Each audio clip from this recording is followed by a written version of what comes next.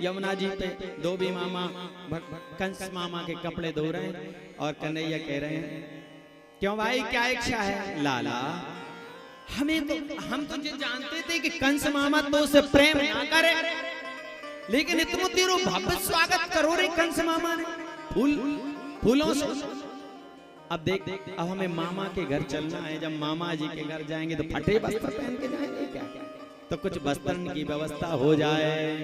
तो जैसे कहा तो सारे गोप ग्वाल बोले मामा जी सीताराम, हम ब्रज से आए हैं, कंस मामा के भांजे हैं, हमें कछुए राजकोष के वस्त्र मिल जाएंगे क्या?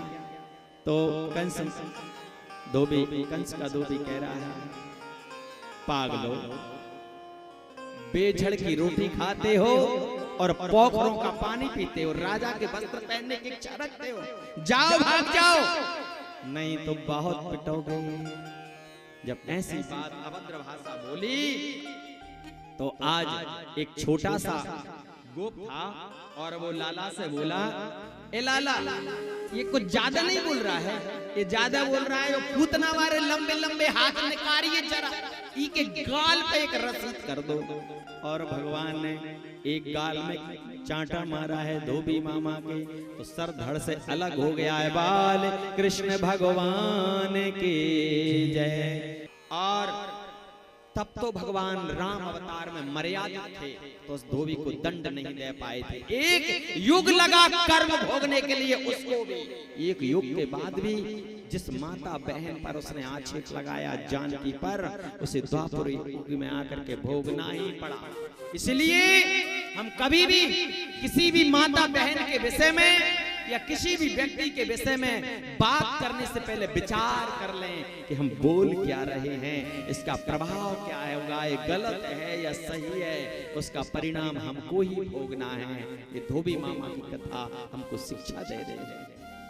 इसके पश्चात में समस्त ग्वाल वाल ने वस्त्र छीन लिए हैं, दर्जी के घर पहुंचे हैं, दर्जी ने सुंदर वस्त्र सिल करके फिटिंग करके दे दिए गोप ग्वाल वालों को, और गोप ग्वालों ने बढ़िया फिटिंग वाले वस्त्र पहन लिए। एक सुदामा माली के घर पहुंचे, उसने माला से भगवान का स्वागत किया। और आज रास्ते में जब भगवान जा रहे हैं तो एक महिला चांदी की कटोरी में चंदन लेकर के जा रही है।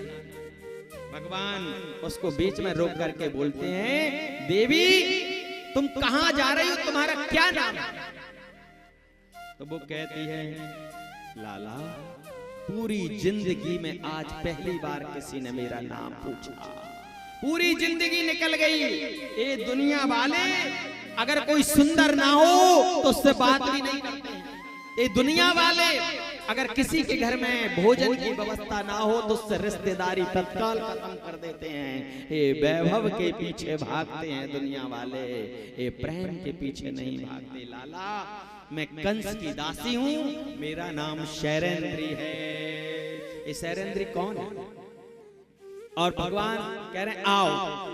लोग लेकिन मुझे कुब्जा कहते हैं। कुब्जा इसलिए कहते हैं मेरा शरीर 3 जगह से टेढ़ा है, काली कलूटी हूं मैं, इसलिए लोग मुझे पसंद नहीं करते हैं। भगवान कहते हैं आओ मेरे नजदीक आओ। और जैसे ही भगवान के नजदीक आए कुब्जा, तो भगवान ने कहा हमें चंदन लगाओ। बढ़िया कुब्जा ने भगवान को चंदन लगाया है, दाऊ जी को चंदन लगाया है, सब गोप वालों को चंदन लगाया है। भगवान ने कहा आओ मेरे नजदीक। जैसे ही कुब्जा नजदीक आई, एक अन्य उंगली ठुड्डी पे लगाया, जोर से झटका दिया ठाकुर जी ने।